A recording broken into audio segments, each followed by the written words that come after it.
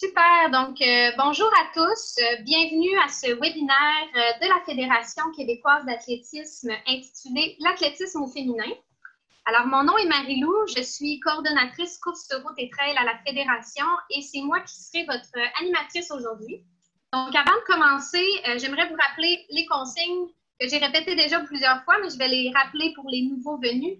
Alors, c'est important de fermer votre micro et votre caméra. Ça va faciliter la fluidité de la présentation. On est 66 participants, donc ça va éviter une cacophonie. Alors, micro et caméra, s'il vous plaît. Deuxième consigne importante, lorsque vous voudrez intervenir lors de la présentation ou poser des questions, je vous invite à le faire uniquement via la boîte de clavardage qui s'appelle le chat dans votre menu. Alors, vous pouvez cliquer sur le chat et c'est dans cette fenêtre-là que vous allez pouvoir écrire vos questions. On a prévu une période de questions à la fin pour y répondre. Mais c'est possible qu'on réponde aux questions aussi dans le feu de l'action. Alors, comme vous le savez, on a la chance d'avoir 3 athlètes d'exception avec nous, des athlètes qui ont accepté de répondre à des questions qui sont rarement abordées dans le milieu sportif, donc notamment le cycle menstruel, le recours à l'aide psychologique et les troubles alimentaires. Donc, c'est vraiment une opportunité pour vous de poser des questions. Alors, n'ayez pas, il n'y a pas de gêne, il n'y a pas de questions, il n'y a pas de mauvaises questions. Alors, prenez cette opportunité-là pour échanger avec nous. Ça va nous faire plaisir. Les 3 athlètes qui sont avec nous, on a Laurence Côté, qui a le record du Québec aux 1000 mètres en 2,38,77. Médaillée de bronze également aux 800 mètres lors des championnats nationaux en 2019. Kimberly Hyacinthe, qui est championne des mondiaux universitaires aux 200 mètres en 2013 et qui a les records du Québec aux 60 mètres, 200 mètres et 300 mètres en salle. Ainsi que le 200 mètres en plein air. Et Farah Jacques, qui a été finaliste aux 4 fois 100 mètres lors des Jeux olympiques de 2016 et qui est médaillée de bronze aux 200 mètres lors des championnats nationaux de 2016. Donc, les filles, si vous êtes prêtes, on va commencer. Puis, on a 2 premières questions qui sont d'ordre un petit peu plus général, donc pour apprendre à mieux vous connaître. Puis, par la suite, on va rentrer un peu plus dans le vif du sujet. Donc, les 2 premières questions, vous pouvez y aller un petit peu plus rondement pour qu'on ait le temps, pour qu'on soit certain d'avoir le temps pour les autres. Alors, la première question, vous pourrez y aller une après l'autre comme vous le sentez. À quel âge avez-vous commencé l'athlétisme? Puis, lorsque vous avez commencé, quelles étaient vos motivations? D'abord, moi, j'ai commencé l'athlétisme quand j'étais vraiment jeune. Je vous dirais, là, j'avais peut-être 12 ou 13 ans. Puis, mes motivations étaient simplement d'avoir du plaisir avec mes amis, puis d'avoir une activité l'été quand il faisait un petit peu plus chaud. Mais je viens de Bécomo, hein, fait qu'il n'y avait pas beaucoup de mois où est-ce qu'on pouvait s'entraîner. Fait que c'était beaucoup plus pour le plaisir de l'entraînement que pour la performance. Puis, éventuellement, en déménageant à Québec, en allant à l'Université Laval, j'ai pris le goût à l'athlétisme, j'ai pris le goût à la performance. Donc, mes motivations sont tranquillement devenues fixées sur la performance, mais ça l'a pris un certain moment. Pour ma part, j'ai commencé l'athlétisme aussi vers l'âge de 13 ans au secondaire. Puis, ce qui m'a poussée au départ à faire de l'athlétisme, ben, c'est une de mes amies qui m'avait conseillé, là, qui m'a dit hey, « Tu devrais faire de l'athlétisme, tu cours vite. » Puis j'étais comme ah, « OK, je vais juste essayer, mais bon. » Puis, à partir de ce moment-là, ben, l'athlétisme est devenu comme ma deuxième famille. Avec les autres athlètes, on avait du fun. Fait que c'était vraiment aussi pour le plaisir. Puis passer le bon temps, puis manquer aussi l'école. Dans le fond, moi, j'ai commencé un peu... On m'entend-tu? Ouais? Oui, on t'entend. Ah, cool. J'ai commencé un peu comme Farah. En fait, j'ai rencontré Farah pour la première fois. J'avais 13 ans, 14 ans. On faisait les régionaux à Montréal. Une de mes amies qui me dit, je jouais au basketball dans ce temps-là, puis une de mes amies, elle m'a dit, oh, on va aller faire de l'athlétisme. Je suis comme, c'est quoi ça, de l'athlétisme? Elle dit, oh, tu cours vite sur le terrain, là, tu peux aller faire du sprint. Je suis comme, OK. Ben, ça m'intéresse pas tant que ça. Elle dit, oh, on va manquer de l'école. Je suis comme, say no more. J'arrive, je viens. Donc, on manquait genre 2 jours d'école pour aller aux régionaux. Puis, c'est pas mal comme ça que je suis rentrée en athlétisme. Puis, j'ai joué au basket et j'ai fait de l'athlétisme pendant 3 ans en même temps. Puis après, je me suis rendu compte que j'allais voyager plus avec l'athlétisme. Donc, c'est un peu plus comme ça que je suis rentrée là-dedans.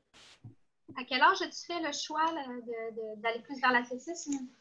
J'ai commencé à 14 ans, enfin, à m'entraîner. Puis vraiment comme de spécifique que juste l'athlétisme, c'est à 16 ans. OK, plus à 16 ans. Mm. Et on voit que les trois, vous aviez beaucoup comme motivation le plaisir quand vous avez commencé pas mal toutes dans les mêmes tranches d'âge aussi, là. Donc 12-13 ans Laurence, 13 ans Farah, 14 ans Kimberly, donc dans l'adolescence finalement. Prochaine question, en fait, qui va un petit peu plus large en termes de votre carrière sportive en général. Est-ce que vous pouvez nous décrire une réalisation sportive dont vous êtes fière et une déception ou un moment difficile, puis nous expliquer un peu ce que chacune de ces deux expériences-là vous ont apporté d'un point de vue personnel, par exemple. Peut-être qu'on peut recommencer dans le même sens, donc Laurence en premier. Oui.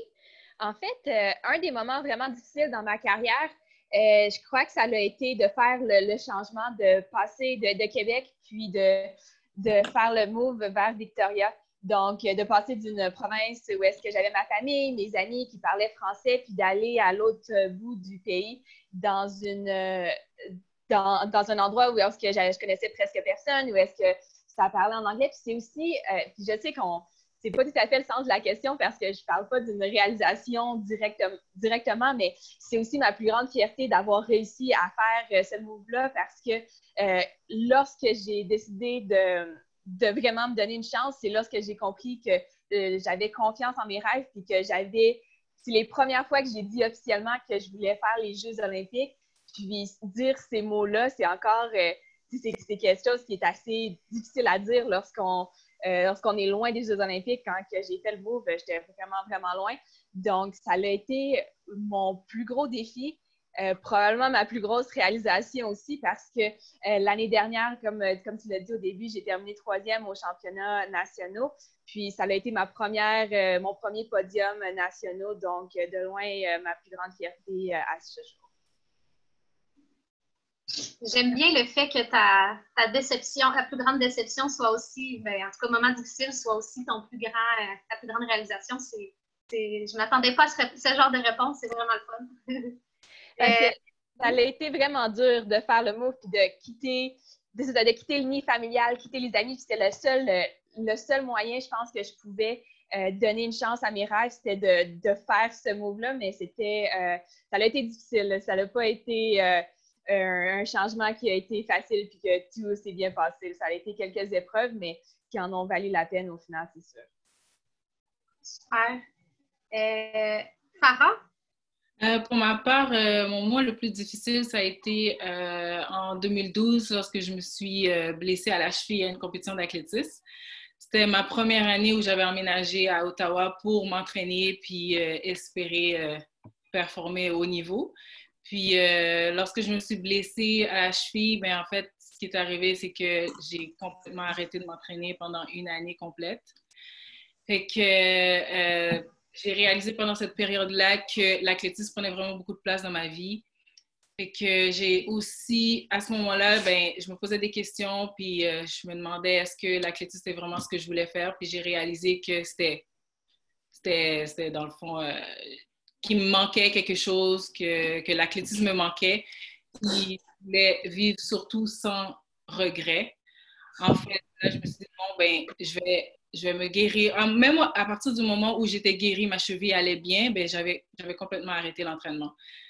Puis à ce moment-là, une fois que j'ai vu les Jeux olympiques en 2012, je me suis dit, ben, hey, tu sais, je pourrais être là aussi. Je voyais les filles, j'étais comme, oh mon Dieu, tu sais, je peux pas arrêter comme ça. Fait que je me suis dit, bon, ben, tant qu'à ça, je vais tout donner. Puis si ça fonctionne pas, ben, ça fonctionnera pas. Mais du moins, j'aurais fait l'effort le plus possible. Fait que à partir de 2013, j'ai recommencé à m'entraîner sans relâche. Puis j'ai été sélectionnée pour faire les championnats du monde universitaire. Fait que j'étais encore plus encouragée. Puis, mais ma plus grande réussite, ben, c'est d'avoir participé aux Jeux olympiques en 2016. Puis aussi, j'ai fait la finale du relais. Alors, dans le sens où ma blessure, ça m'a aussi appris à persévérer puis de ne pas lâcher. Puis, avec ça, en fait, j'ai pu tenir puis réaliser mon rêve. Enfin, j'ai plein d'idées en tête, mais bon. Ouais, en fait, c'est un mal pour un bien. Parce que je me suis blessée, mais ça m'a permis de me remettre en question, à savoir qu'est-ce que je voulais vraiment faire. Comme Laurence, ton moment difficile était étroitement en lien aussi avec ta plus grande réalisation. C'est ce que je comprends un petit peu de ton histoire. Je trouve ça vraiment intéressant de voir le lien entre quand il y a une période difficile, à ce jour, en tout cas, à deux en deux, on réalise que ça apporte aussi du positif. Donc, je trouve ça vraiment, c'est des belles réponses que vous donnez. Est-ce que, Kim, t'as-tu toi aussi un moment difficile qui est aussi ta plus grande réalisation? Sinon, on va être déçus. Vous allez être bien déçus.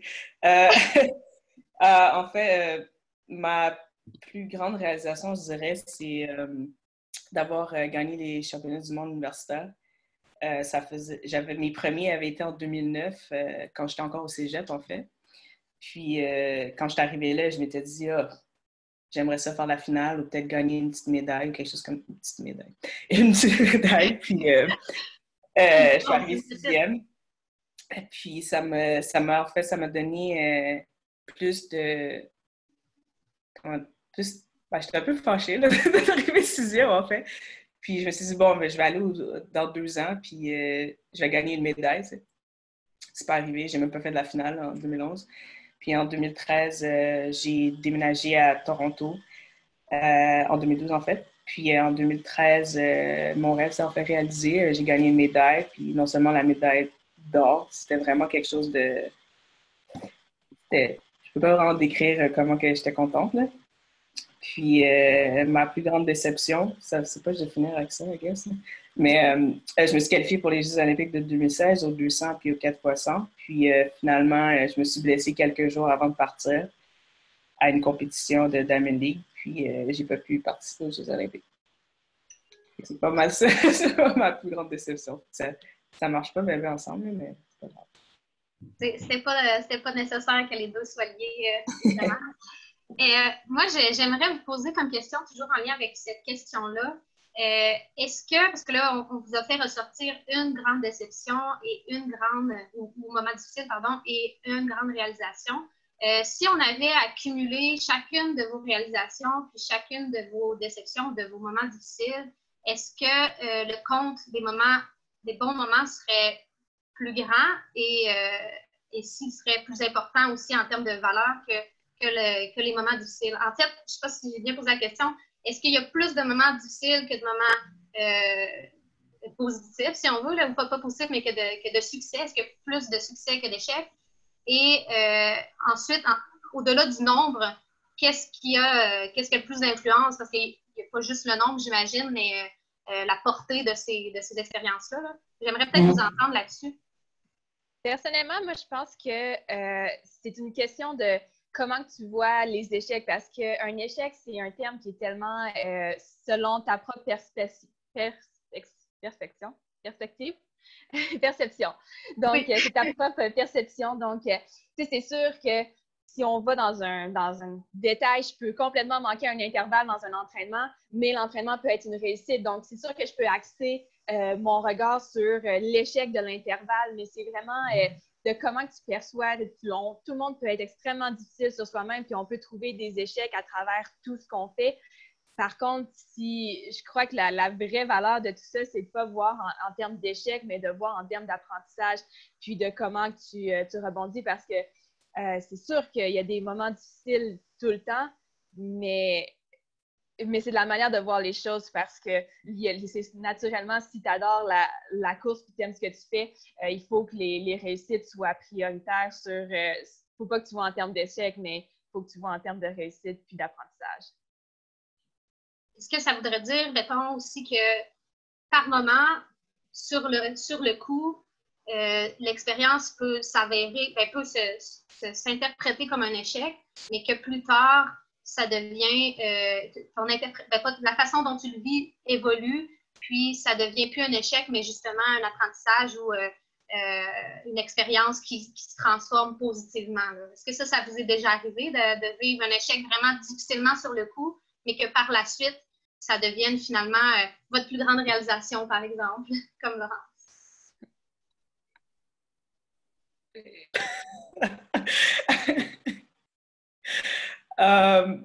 Ben, je dirais que je sais même pas comment formuler ça, en fait. C'est sûr que moi, je prends de la force dans mes défaites, surtout. Euh, c'est quelque chose qui me motive beaucoup. Puis, je dirais que, on s'entend, j'ai perdu plus souvent que j'ai gagné, là, évidemment.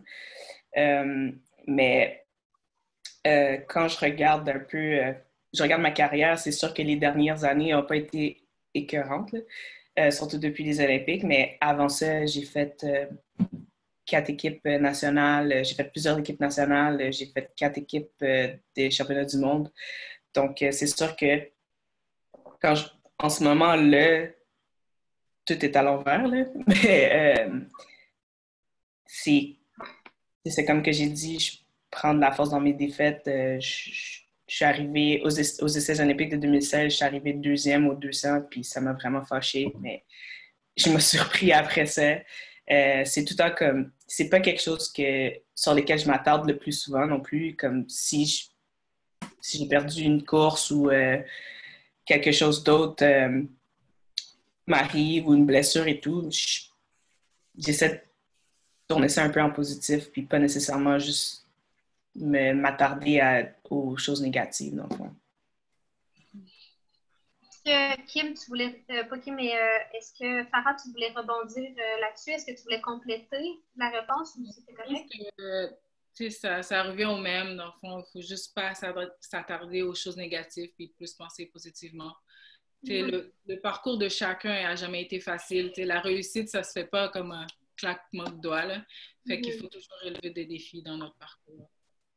Super, ben ça fait un beau lien avec la prochaine question. On a parlé un petit peu plus de psychologie sportive, si on veut, là. Ce qui est ressorti de la question moment difficile, réalisation, c'est notamment la façon dont vous percevez les moments un petit peu plus difficiles. Est-ce que dans votre carrière, là, j'en suis à la question 3, vous avez déjà eu recours à de l'aide psychologique? Donc, on parle, par exemple, d'un préparateur mental pour améliorer vos performances. Puis sinon, est-ce que c'est quelque chose à laquelle vous avez déjà pensé? On peut peut-être recommencer avec Laurence si tu as préparé quelque chose. Oui. Ben, en fait, oui, je vous dirais, là, je suis régulièrement en contact avec mon psychologue sportif, puis j'aime ça le dire haut et fort parce que je trouve qu'il y a un petit peu un stigma associé à ça, puis pas chez les athlètes de haute performance parce que la plupart des athlètes de haute performance ont un psychologue sportif, mais souvent, ça prend comme du courage avant d'accepter d'aller voir un psychologue sportif, puis on attend d'avoir un problème qu'il faut régler, puis que là, on va aller chercher l'aide qu'on a besoin. Mais moi, je vois mon psychologue sportif au même niveau que ma nutritionniste, au même niveau que mes physios. Je les vois comme quelque chose qu'il ne faut pas attendre d'avoir besoin d'aide avant d'aller optimiser parce que même si tout va bien dans ta vie, même si toutes tes performances sont bien, c'est quelque chose qu'on peut aller optimiser. Puis je pense, c'est sûr que moi, je connais plus le demi-fond, mais au niveau du demi-fond, il y a tellement de choses qu'on peut aller chercher pour aller optimiser les performances en compétition, à l'entraînement, en termes de même là, quand on récupère, quand on va aller chercher. Donc, à tous les jours, peut-être pas à tous les jours, je vous mentirais, mais au moins, là, je vous dirais 5 fois par semaine, j'ai des exercices pour ma performance mentale. J'ai des exercices que je fais qui vont prendre à peu près 1 heure. Puis, je les considère au même terme que mes exercices de physio, que mes exercices de muscu, parce que j'accorde une importance incroyable à mon psychologue sportif. Je crois que c'est grâce à lui que je suis présentement où est-ce que je suis, au même terme que mes coachs, que mes entraîneurs, comme que je vous ai dit, que mes autres thérapeutes. Donc, je trouve ça super important de reconnaître l'importance d'un psychologue sportif, puis de l'utiliser, puis de ne pas avoir peur d'un jugement par rapport à des autres coureurs ou par rapport à la société, parce que beaucoup d'athlètes de haute performance utilisent leur psychologue sportif. Est-ce que Kim ou Farah, vous vouliez poursuivre? Pour moi, durant tout mon parcours, j'ai pas rencontré un psychologue sportif. Par contre, cette année, j'ai consulté une préparatrice mentale pour justement aller chercher un petit surplus pour mieux m'organiser et pour voir ce que ça peut m'apporter de plus. Puis je trouve que ça tombe bien parce qu'en ce moment, avec ce qui se passe, ben, ça me garde motivée. Mais par la suite, ben, je vais voir qu'est-ce que ça va m'apporter pour la prochaine saison. Mais je peux dire que c'est vraiment pas quelque chose de négatif d'avoir un psychologue ou une préparatrice mentale. Si ça peut t'aider, ben pourquoi pas? Ouais, moi, j'ai commencé, en fait, j'ai commencé avec une préparatrice mentale à peu près vers mes 18 ans, quand même. Puis, c'était vraiment des trucs comme concentration et des trucs, justement, concentration, un peu de la méditation et tout ça. Euh, Comme que les autres filles ont dit, c'est pas quelque chose de négatif, c'est quelque chose, justement, c'est un outil que tu as qui t'aide en plus. T'sais, on s'entend que les performances, souvent, c'est 80% mental, 20% physique. Donc, c'est super important de prendre soin de soi mentalement. C'est sûr qu'on n'aura pas tout le temps on sera pas tout le temps positif. Je suis pas tout le temps positive à 100%. Surtout quand j'ai un mauvais entraînement, c'est pas quelque chose que genre, OK, ben, next time it's going to be better. Mais non, c'est plus, OK, qu'est-ce que je peux faire? Comme surtout les préparateurs physiques, qu'est-ce qu'ils font? Ils te donnent des outils, admettons une feuille, qu'est-ce que je peux faire de mieux? Qu'est-ce que j'ai fait qui était bien? Puis qu'est-ce que je peux faire pour le lendemain? Des trucs comme ça. C'est des trucs que tu peux garder toute ta vie au niveau business, n'importe quel, ton après-carrière. Donc, c'est vraiment quelque chose de... C'est pas péjoratif de voir un préparateur mental ou un psychologue sportif, en fait. Moi, ça m'a beaucoup aidé aussi au niveau de mes défaites. Après les Olympiques, je parlais avec une psychologue sportive presque tous les jours. Ça m'a beaucoup aidé. Présentement, j'en parle pas vraiment. Genre, j'ai pas quelqu'un avec moi parce que je trouve que j'ai quand même des bons outils en ce moment, mais je pense que quand la saison va recommencer puis qu'on va être bientôt, j'espère, que on va, je vais sûrement recommencer à reparler avec un autre préparateur physique, préparateur mental pour la suite des choses. On avait une question, Kim, du public, donc V, qui nous demande quels sont des exemples d'exercices en psychologie sportive? Ça va un peu pour vous trois, en fait. Est-ce que vous avez des exemples concrets d'exercices qui vous ont été donnés? De mon côté, le genre d'exercice que je fais, je dis exercice, mais c'est plus des exercices de méditation un petit peu plus. Je fais des exercices de Qigong qui, je sais que c'est pas tout le monde qui connaît ça, mais c'est plus des mouvements qui lient le mouvement à la respiration. Donc, lient le mouvement aussi à un état mental. Donc, je le fais souvent en dehors de l'entraînement, donc en séance de récupération. Par contre, je le sais dans quel état ce type de mouvement-là me met. Donc, si j'arrive à un entraînement ou à une compétition où est-ce que je suis stressée, j'ai une séquence de mouvements que je peux faire qui va me recalmer, qui va me recentrer vers moi-même. Puis ça, c'est un des nombreux exemples, mais j'ai beaucoup d'outils. Comme par exemple, on utilise des animaux parce que j'ai une bonne connexion avec les animaux. Donc, j'ai un animal qui est une représentation mentale de l'état que je veux être quand que je veux faire une course ou quand que je veux faire un entraînement tempo ou fait que j'ai associé ces animaux-là.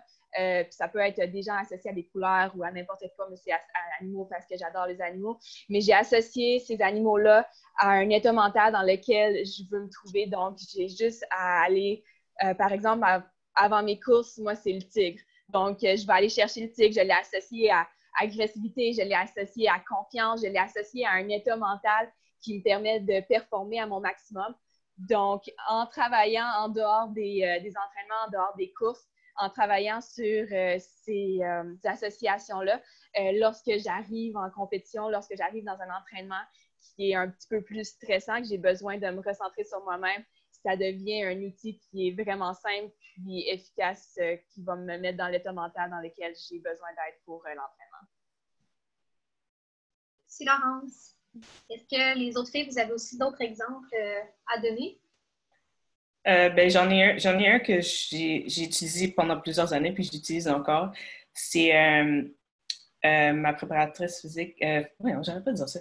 Ma préparatrice mentale, elle m'a donné un tape audio de comme 3 minutes à peu près, puis ça fait des petits dings. Puis tu inspires, puis tu expires à chaque fois, puis tu essaies de comme... C'est vraiment difficile à expliquer. Tu visualises des fois, tu peux décider de visualiser une course pendant que tu respires, ou juste des fois, j'ai de la difficulté à m'endormir, je vais faire ça, pas dans mon lit parce que c'est un truc que tu utilises aussi en entraînement puis en compétition. Donc, avant de m'endormir, je vais écouter cette tape-là, puis respirer pendant 3-4 minutes en haut, en bas. C'est à peu près 7 secondes, genre 7 secondes d'inspiration, 7 secondes d'expiration pendant 3 minutes. Au début, ça fait vraiment peur parce que, surtout moi, là, j'y respire quand même assez rapidement. Puis ça fait un peu peur parce que t'es comme, je manque d'air, là, mais tu t'habitues un peu. Puis c'est un des trucs qui m'aide le plus, la respiration.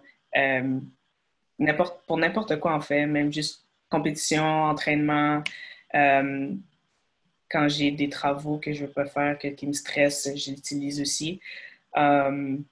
C'est vraiment un des plus meilleurs exercices ou outils que j'utilise encore.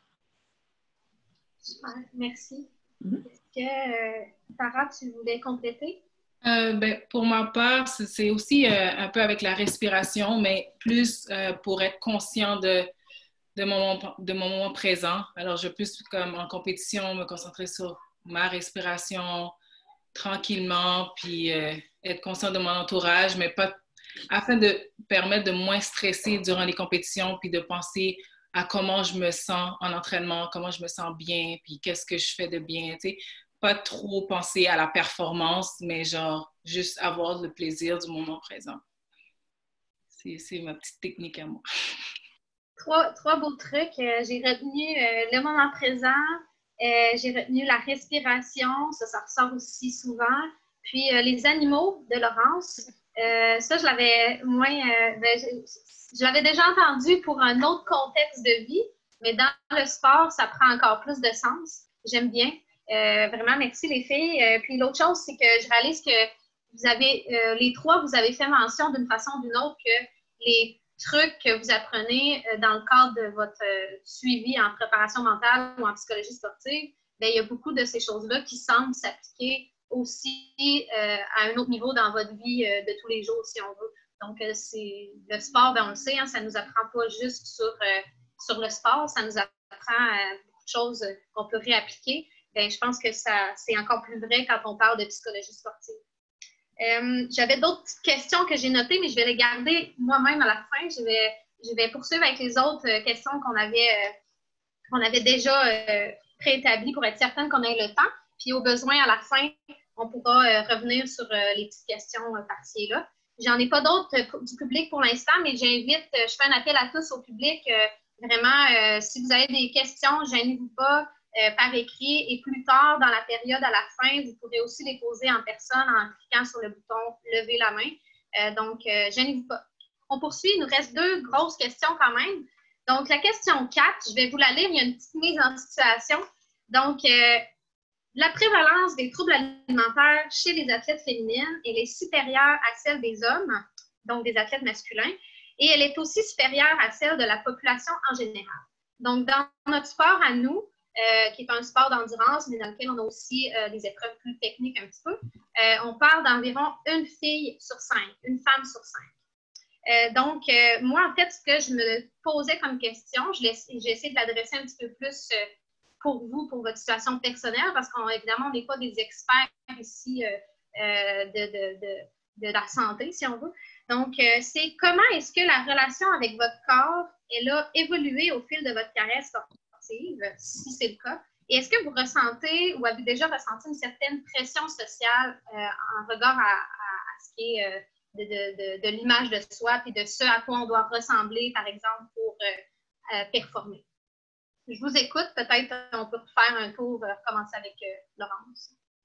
De mon côté, j'ai eu la chance de toujours avoir des entraîneurs qui jamais ont mis l'accent ou jamais ont encouragé une perte de poids ou que ça a toujours été beaucoup respecté. Par contre, on le voit beaucoup, puis c'est un peu insidieux, surtout au niveau, encore là, je vais parler au niveau du demi-fond parce que c'est ce que je connais, mais souvent, ce qu'on voit, c'est certaines athlètes vont commencer tranquillement à faire de la course, puis ils vont commencer à avoir du plaisir, puis ils vont commencer à vouloir performer un petit peu mieux. Donc, ils vont mettre plus de focus à l'entraînement, puis naturellement, ils vont perdre un peu de poids parce que le focus est plus élevé. Puis, naturellement, ils vont performer mieux parce qu'elles s'entraînent mieux. Mais souvent, ce qu'on voit, c'est que le lien devient j'ai perdu du poids, j'ai mieux performé. Donc, la plus légère que je suis, le mieux je performe. Puis c'est tellement un cycle qui est difficile à s'en aller de ça. Puis on le voit, je le vois aussi, là, peu importe le niveau où est-ce qu'on est, je le vois à travers tous les niveaux. Puis je vois aussi l'inverse où est-ce que des athlètes que je sais qui sont parfaitement en santé, qui sont vraiment équilibrées, mais parce qu'elles sont minces, le regard de la société vers elles vont être vraiment, vraiment jugés. Puis j'ai des amis qui sont proches de moi, je les vois en camp d'entraînement, elles mangent c'est sûr qu'elles mangent assez, ils sont seulement vraiment minces, puis de se faire regarder tout le temps, puis tout le temps de se faire juger sur l'apparence, que ce soit trop mince, que ce soit trop grosse, que ce soit... Les gens ont souvent un jugement, puis je dis les gens, c'est en général, c'est pas tout le monde, mais c'est... oui, les gens aiment avoir un jugement sur le corps des athlètes, puis c'est ce qui devient un peu difficile lorsque tu acceptes tu acceptes le jugement des autres. Parce que, encore là, comme je l'ai dit, au niveau de la préparation mentale, la nutrition, c'est un outil qui est vraiment important. Puis si tu es capable d'être à l'aise avec ton corps, tu peux vraiment aller utiliser la nutrition pour augmenter la performance, puis optimiser tes performances, puis les entraînements. Donc, je trouve ça dommage que ça soit comme ça, puis c'est difficile à gérer, tout ça. Mais si les athlètes peuvent accepter leur corps puis avoir une saine relation avec l'alimentation, c'est vraiment quelque chose qui peut venir optimiser les performances. Merci Laurence. Est-ce que les deux autres filles, vous vouliez rebondir là-dessus? En fait, pour moi, j'ai eu la chance aussi de ne pas avoir ce problème, comme avoir un trouble alimentaire. Tu sais, mes entraîneurs, ils ne m'ont jamais demandé de soit prendre du poids ou perdre du poids. Tu sais, pour le sprint, j'ai l'impression qu'avant, dans le temps, les filles, les hommes aussi, ils étaient beaucoup plus bâtis. Puis là, ça a dû être vraiment un problème. C'est comme on veut aussi être musclé comme les hommes. Mais de nos jours, lorsque je regarde le sprint, il y a des filles qui sont plus bâties, il y a des filles qui sont plus minces. Puis on se base pas pour ça pour dire que si elle court plus rapide ou la fille mince peut courir aussi vite que la fille bâtie. T'sais. Fait que dans ce sens-là, je trouve que en ce moment, je vois, j'ai une nutritionniste, une diététicienne, mais pas pour perdre du poids, c'est juste pour avoir une saine alimentation, une saine habitude de vie, puis augmenter mes chances pour performer, puis avoir les aliments que j'ai besoin. Pour ce qui est ça, j'ai pas grand-chose à dire là-dessus. Pour moi, quand j'ai commencé vraiment à être un peu plus haut niveau, là, j'ai toujours été quelqu'un qui était mince et pas full musculaire. Puis je me comparais personnellement. Personne ne m'a jamais dit « faut que tu mettes plus de masse musculaire un petit peu ». Mais c'était vraiment quelque chose qui m'a un peu affecté en fait au début de ma carrière parce que pour quelqu'un qui faisait du 100-200, j'étais comme un pic. Là. Puis tout le monde, c'était les gros abs, les gros muscles et tout ça. Donc moi, je courais vite pareil, là, mais dans ma tête, j'étais comme, va-t-il falloir que je commence à prendre plus de protéines, des shakes et des trucs comme ça. Puis c'est quelque chose que je déteste, là. Je déteste boire des trucs de protéines, fait que je mange plus de la bouffe que des suppléments. Euh, c'est ça. Sinon, j'ai appris éventuellement à pas me préoccuper de ces trucs-là parce que justement, les performances étaient là, puis mon corps survivait. Donc, éventuellement, un de mes coachs m'a dit que, OK, peut-être faudrait que tu commences à prendre un petit peu de masse, mais c'était pas quelque chose que je voyais négativement, c'était plus parce que je commençais à me blesser un peu plus souvent, c'était peut-être quelque chose qui m'aiderait à prendre un peu plus de masse, mais dans toute ma carrière, je pense que j'ai pris comme 15 livres de plus. Puis c'est normal en 15 ans de carrière, je pense que c'est normal. Puis sinon, ça a été plus ça ma relation avec euh, mon niveau physique et tout ça. Sinon, c'est pas vraiment, c'est pas quelque chose qui me, qui me gruge, admettons. Merci. J'ai encore une fois noté plusieurs petites questions, mais avant ça, je vais aller voir une question du public de Arnaud qui demande comment est-ce que vous voyez l'avenir de l'athlétisme au féminin? Voyez-vous un changement des mentalités? On est un petit peu plus large ici, donc je vous laisse y répondre. Je pense que oui, je pense qu'il y a un changement parce que on en entend parler de plus en plus souvent, comme si on prend l'exemple de Mary Cain aux États-Unis. On en entend de plus en plus parler, puis les gens sont de plus en plus conscients de l'effet soit de leur jugement, soit l'effet des mots. Donc, les entraîneurs sont de plus en plus conscients également. Donc, je pense que oui, il y a un changement des mentalités pour le mieux. Je suis du même avis que Laurence. Il y a vraiment un changement. Même si on regarde plusieurs sprinteuses qui ont eu des enfants, puis ils l'affichent clairement. Oui, j'ai ma fille, j'ai continué à m'entraîner ou j'ai mon fils, peu importe. Puis j'ai été capable d'aller chercher une médaille d'or, ça ne m'empêche en rien. Fait que je trouve que ça va vraiment vers un bon changement positif là, de ce côté-là. Est-ce que ce serait, entre autres, parce qu'on en parle un petit peu plus de tout ça, donc du poids notamment, des troubles alimentaires ou de tout ce qui est en lien avec l'image du corps quand on est athlète? Est-ce que vous avez l'impression qu'on en parle plus aujourd'hui? Est-ce qu'il y a davantage de ressources autour de vous? Est-ce que, comparativement à quand vous étiez plus jeune, est-ce que vous êtes mieux outillé aujourd'hui ou est-ce que ça n'a pas vraiment changé? Comment vous voyez ça? Je pense que oui, plus de ressources. De mon côté, personnellement, ça a été d'apprendre que je peux utiliser mon poids comme un outil de performance dans le même niveau que je prends mon pouls cardiaque mon rythme cardiaque quand je me lève.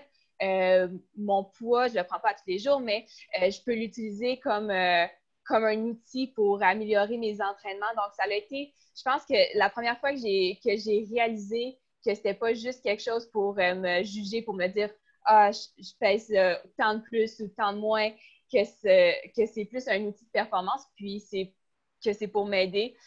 Déjà là, ça a été mieux. Puis ça, c'est à travers des gens, des professionnels, des nutritionnistes. C'est à travers ça qu'on en entend plus souvent. Puis je pense qu'il y en a de plus en plus il y a de plus en plus d'exemples de personnes, d'athlètes qui vont en parler ouvertement, puis ainsi amener un peu de curiosité pour les autres athlètes. Merci, Laurence. Moi, j'avais une question un petit peu en lien avec tout ce qu'on a dit. Vous avez mentionné un peu les trois que ça n'a jamais vraiment été un gros problème pour vous, là, que vous ne faites pas partie du 1/5 là, nécessairement qui ont eu ou qui ont passé par des troubles alimentaires. Par contre, est-ce que vous croyez que si jamais ça avait été le cas, vous auriez eu justement les ressources nécessaires, vous auriez eu un soutien de la part de vos entraîneurs ou de vos coéquipières notamment? Peut-être que dans votre entourage, vous avez connu des gens qui ont passé par là aussi. Comment vous trouvez qu'on est au Québec au niveau justement, est-ce qu'on peut faire mieux pour ce qui est de l'encadrement de ces gens-là qui auraient besoin peut-être plus d'aide que vous en avez eu dans votre carrière? Je pense que c'est une bonne question. Puis, c'est une question qui est tellement délicate parce que une athlète qui a un problème de trouble alimentaire, tu peux lui donner une nutritionniste, tu peux lui donner un psychologue sportif, tu peux lui donner des amis, tu peux lui donner tout ce qu'elle a de besoin. Tant qu'elle-même n'admet pas qu'elle a un problème puis qu'elle ne veut pas aller rechercher l'aide, même si tu lui donnes tous les outils nécessaires, c'est pas garanti. Donc, je suis vraiment pas une experte dans le sujet, puis je pense que c'est une question qui vaudrait la peine de réfléchir pour de vrai parce que c'est difficile à aller chercher les personnes qui ont des troubles alimentaires. C'est difficile de leur de leur dire qu'il y a un problème parce qu'eux ne voient pas nécessairement le problème du trouble. S'ils mangent un petit peu moins pour déjeuner, leur calorie est déficiente, mais ça ne veut pas nécessairement dire qu'ils vont s'identifier comme une personne ayant un trouble alimentaire. Les filles, est-ce que vous aviez d'autres commentaires par rapport à ça? Non, pas vraiment. Comme Laurence l'a dit, il faut vraiment que, premièrement, tu admets que tu as un problème, mais en même temps, je trouve qu'on a les ressources nécessaires de nos jours pour nous aider. Déjà là, si tu es bien entouré, ben, tu as tes amis, ou sinon, il y a aussi plusieurs spécialistes qui peuvent te donner les ressources nécessaires afin de combattre ce problème-là. Juste le fait d'en parler aussi un peu plus ouvertement, peut-être qu'il y a 10, 15, 20 ans, je pense que ça peut aider aussi. On est quand même plusieurs rassemblés aujourd'hui, le 69. Juste le fait d'aborder ça de façon ouverte, je pense que c'est un premier pas pour conscientiser puis que ça devienne plus facile de parler parce que, comme Laurent dit, même s'il y a des ressources, il faut que la personne fasse le pas d'aller parler puis de souhaiter de voir le problème, de souhaiter s'aider. Donc, non, je trouve ça intéressant. J'avais une autre petite question en lien avec ça avant de poursuivre avec la prochaine. Est-ce que le mot poids, le terme poids et le concept autour de ça, c'est quelque chose qui est abordé directement par vos entraîneurs ou est-ce que ça vient plus de vous? Là, notamment, Laurence, tu disais que tu utilises ton poids, par exemple, comme outil de performance. Est-ce que c'est parce que c'est vraiment quelque chose qui a été abordé par ton entraîneur, par exemple? Oui, au début. Puis, ça a été quelque chose qui a été abordé. Au début, je ne voulais rien savoir de ça. Je me disais, si je me pèse à tous les jours, c'est sûr que je vais devenir, ça va créer une obsession. Puis, il n'y a eu aucune pression de la part de mes entraîneurs pour que je le fasse. C'était juste mis c'était ouvert à discussion, à savoir si on est capable de gérer ça. Puis, c'est éventuellement, quand j'ai réalisé qu'il me manquait d'énergie à mes entraînements, que finalement, on a décidé de commencer à me peser. Puis, on a ainsi trouvé un poids dans lequel que je m'entraîne parfaitement, où est-ce que je me blesse pas, j'ai de l'énergie, où est-ce que j'ai un surplus. Puis, après ça, on a trouvé un poids où est-ce que je compétitionne bien. Donc, pour en revenir à ta question, ça a été abordé par mes entraîneurs, mais à aucun moment, j'ai eu de la pression pour me peser. Super.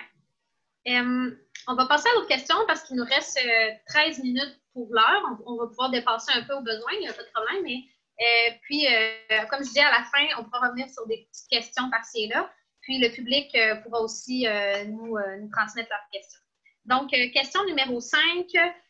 Le cycle menstruel de la femme n'est pas un sujet qui est abordé très fréquemment non plus dans le milieu sportif, comme vous le savez. Peut-être un petit peu plus entre nous, entre filles, mais ce n'est pas nécessairement quelque chose que les entraîneurs vont aborder en premier quand on parle d'entraînement. Il y a certaines femmes qui disent, qui rapportent là, dans les études notamment que leur règle va nuire à leur performance, puis d'autres qui vont dire que non, ça ne change rien. Puis, scientifiquement aussi, il y a aussi des données qui sortent, mais moi, c'est plus votre perception à vous qui m'intéresse. Puis, en fait, la question qui suit, c'est est-ce que vous faites l'usage vous-même d'un moyen de contraception? Puis, est-ce que vous avez déjà été conseillé à ce sujet-là, toujours en lien avec le sport, évidemment? On peut peut-être commencer dans un ordre différent cette fois-ci. Peut-être Farah ou Kim.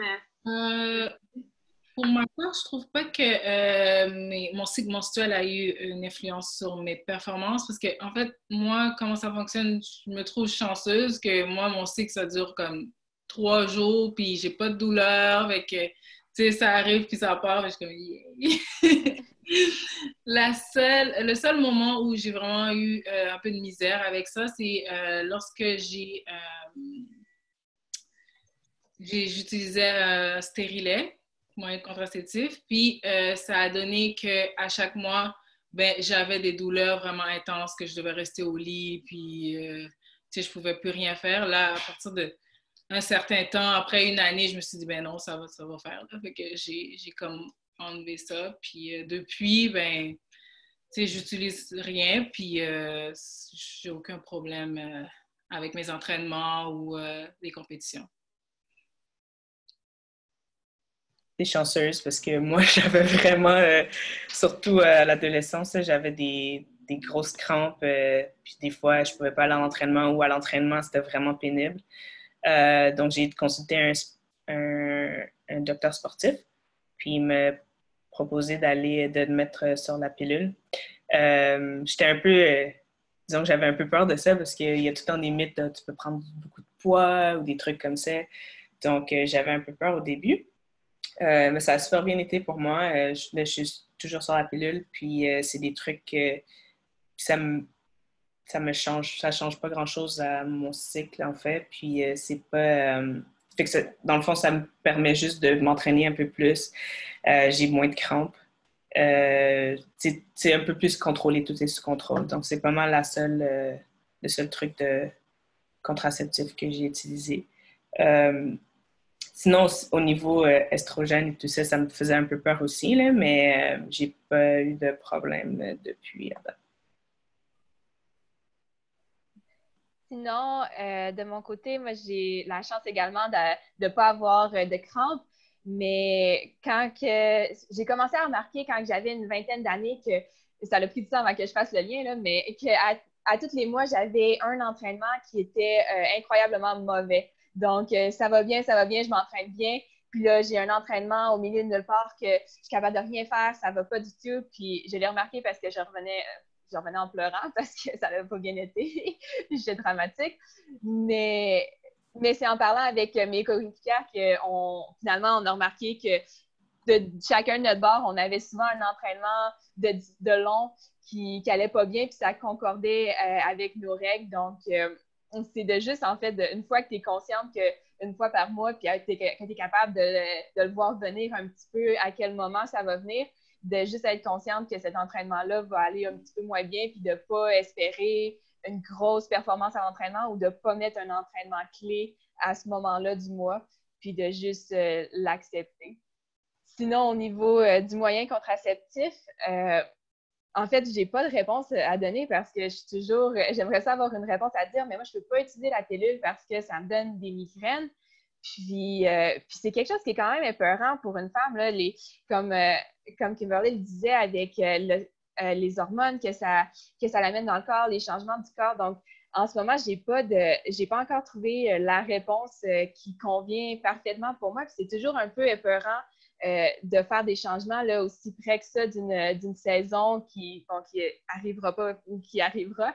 Mais j'ai pas de réponse à vous donner. La seule chose que je dirais, ça serait ayez pas peur d'en parler à votre médecin parce qu'il y a quelque chose à quelque part qui va convenir pour vous. Puis à ce moment-là, ça serait juste d'être certain que c'est la bonne chose pour vous.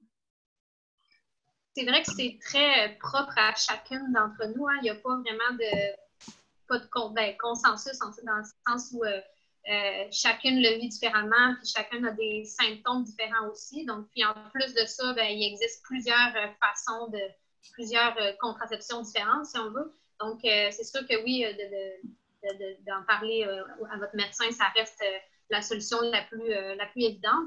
Mais je trouve ça quand même intéressant d'en parler un petit peu entre nous parce que reste que le médecin ne connaît pas nécessairement la réalité de notre sport. Puis ça m'en vient un petit peu avec la question du public, au sens où nous, on a un contexte de compétition qui vient finalement nous imposer des dates qui, des fois, peuvent chevaucher nos dates de nos règles, par exemple. Alors, la question de Geneviève Cardella-Rinfray, c'est en phase de compétition, comment faites-vous pour ne pas avoir cette baisse de performance lors d'un événement important? De mon côté, personnellement, j'ai remarqué, j'avais vraiment peur parce que je me rappelle, il y a quelques années, ça a tombé en plein dans les championnats canadiens, puis je me disais, il n'y a aucune chance que ça va fonctionner. Mais j'ai remarqué que ça affecte mes entraînements, mais que ça n'affecte pas nécessairement un effort à 100%. Donc, ça va affecter mon entraînement parce que c'est long, parce que, en fait, je n'ai pas de réponse physiologique à donner parce que je ne la connais pas, mais ça a été de voir que finalement, j'ai bien performé, puis de juste retirer là, l'association mentale entre j'ai mes règles, je ne performerai pas bien. Puis ça a été de bien performer une couple de fois, faire des 800 mètres effort 100%, puis après ça, d'accepter que c'est pas l'idéal, mais qu'on peut quand même bien performer, même si la situation n'est pas idéale. Kim et Farah, est-ce que dans votre cas, vous avez cette problématique-là d'avoir à jongler un peu avec vos règles par rapport aux compétitions, ou est-ce que vous n'avez pas à vous en préoccuper de votre côté? Ben, moi, je n'avais pas à me préoccuper de mon côté. C'est juste que oui, je trouve ça un peu plate. Là, j'ai mes règles, puis là, je vais devoir avoir un tampon. Mais sinon. Ça se limitait pas mal à ça comme inconvénient, c'est ça? Ouais. Ben, pour moi, avant que je commence justement à prendre la contraception, j'avais. C'est quasiment mental, là, mais tu peux pas tout contrôler, là, mais j'ai pas vraiment vu de différence si j'étais dans mes règles ou pendant une compétition ou quoi que ce soit. C'est sûr que des fois, c'est plus douloureux ou j'ai des crampes et des trucs comme ça, mais dès que j'arrivais sur la ligne de départ, tout ça, j'y pensais pas, puis j'y allais. Il n'y avait pas vraiment de... C'est dur des fois les warm-up et tout ça, là, mais sinon, pas vraiment de, de difficultés à ce niveau-là. Mais j'ai une coéquipière, par exemple, qui a vraiment des gros problèmes avec ça. Puis elle a eu des problèmes justement en compétition, dans une grosse compétition, puis ça a vraiment pas bien été, puis elle avait de la difficulté. Fait que c'est vraiment, ça dépend jamais vraiment de chaque personne. On a une question du public. Les entraîneurs en athlétisme étant majoritairement masculins, ce qui est vrai, est-ce que ça peut créer un fossé dans votre relation, dans la communication avec votre entraîneur? Est-ce que vous avez déjà senti un malaise par rapport à ça ou une limite quant à la relation avec l'entraîneur par rapport à vos règles? Moi, perso, j'ai pas eu de coach féminin, donc ça. Puis je suis vraiment quelqu'un que je vais garder des trucs pour moi, mais s'il y a quelque chose qui me dérange, puis j'ai mal au ventre, je vais dire, ben, ça, je suis dans mes règles. Puis la plupart du temps, mes entraîneurs étaient comme, OK, c'est beau.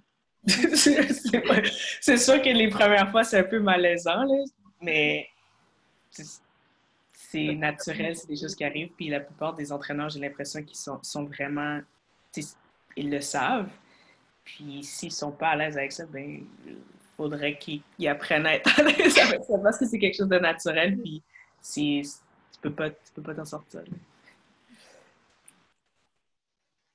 Je dirais aussi que là, vous êtes trois femmes matures, mais peut-être si vous remontez à quand vous étiez adolescente ou plus dans les périodes où c'est nouveau pour nous que d'avoir des règles, est-ce que là, ça pourrait pas être... Parce que, tu sais, j'entends de ce que tu as dit, Kim, que de ton côté, il n'y a pas de malaise, parce que, bon, c'est naturel, tout ça.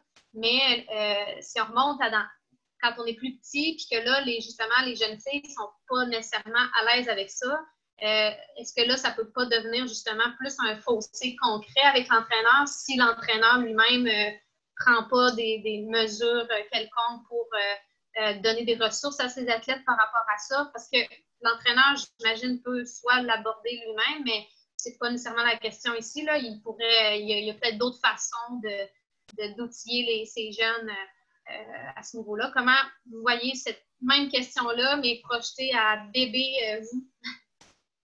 Je pense que surtout considérant le fait que c'est vraiment important que les jeunes athlètes gardent leurs règles, qu'on ne perd pas les règles dès leur début. C'est une question que les entraîneurs, même s'ils ne sont pas confortables, comme Kimberly a dit, je pense que c'est vraiment important que les entraîneurs deviennent confortables en parler parce que non seulement c'est important que filles soient à l'aise d'en parler, mais c'est important que les filles gardent leurs règles. Donc, si on transforme ça en sujet tabou, puis qu'on n'en parle jamais, on peut créer une situation qui va devenir chronique puis qui va causer beaucoup de problèmes à long terme pour ces athlètes-là.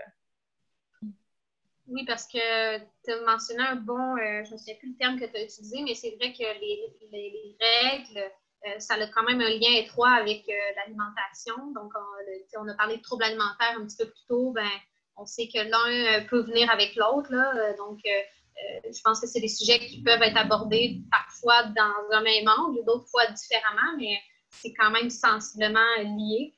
On a une autre question du public, puis là, il nous reste, il est 16h59. Moi, je propose qu'on aille au moins à la dernière question que je vois dans le chat.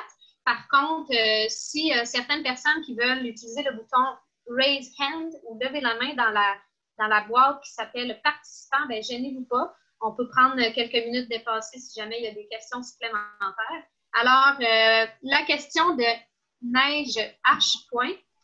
Si je peux faire un lien concernant les relations sexuelles, 2 petits points, il y en a qui disent d'avoir un rapport peu de temps avant une compétition, cela vous rend un petit peu plus faible dans votre performance et d'autres disent le contraire. Et certains disent que cela dépend si tu es un homme ou une femme. Donc, c'est vrai que ça aussi, c'est des choses... on n'a pas mis ça dans l'ordre du jour, mais c'est aussi un sujet qui peut être délicat. Donc, y en a-t-il une de vous trois qui veut s'aventurer sur les relations sexuelles et la performance? Moi, je connais pas ça.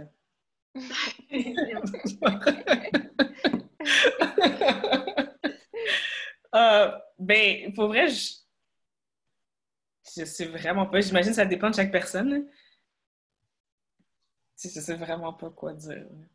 Moi, j'ai vraiment entendu souvent, pour elle, j'ai déjà entendu parler de ça, que avant une compé, tu dois pas avoir de relations sexuelles ou si tu veux performer et tout, mais je pense que c'est plus côté concentration, tu sais. Genre, reste concentré, reste focus. Tu sais, demain, tu as une compétition, fait que pense à ça. Ou peut-être que quand tu es jeune aussi, ben là, tu vas penser à « je vais m'amuser ce soir » à la place de...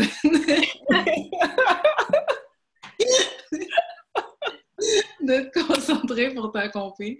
C'est plus dans ce sens-là. Sinon, je pense pas que ça a vraiment un gros impact, là, à part psychologiquement. Ou si il y avait un athlète qui avait testé positif, là, puis qui avait dit qu'il avait eu genre 50 relations avec sa femme avant. Ça avait boosté sa testostérone. Fait que peut-être que c'est vrai, mais on sait pas. Un autre dossier. Ouais, c'est ça. Laurence, dans ton cas, je suis surprise que tu n'aies pas encore parlé. As-tu un... Pourquoi?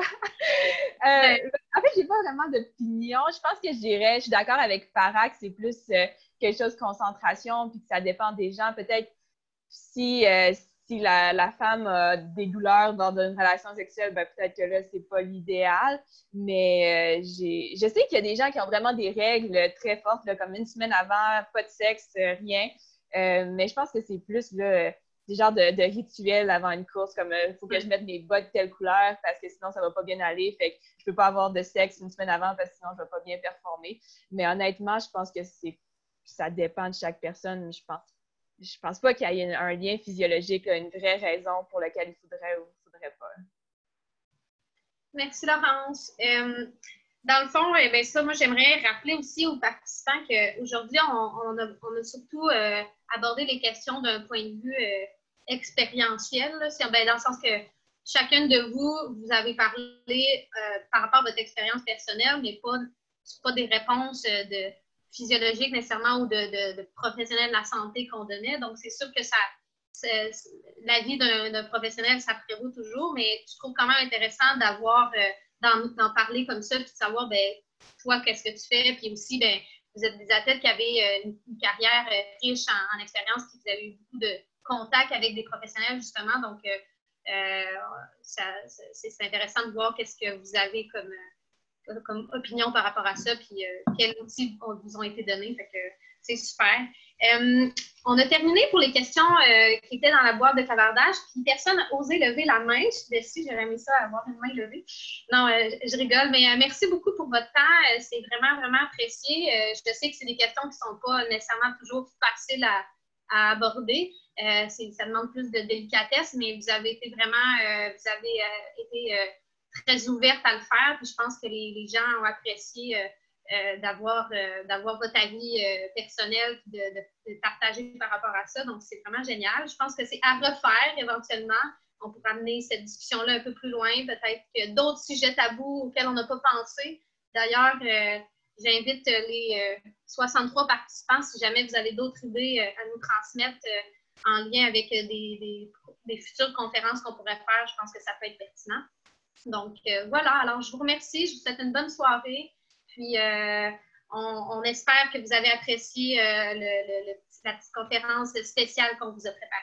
Merci aux 3 conférencières aussi pour leur temps. Puis, merci aux participants d'être venus en grand nombre. Merci. Bonne soirée tout le monde.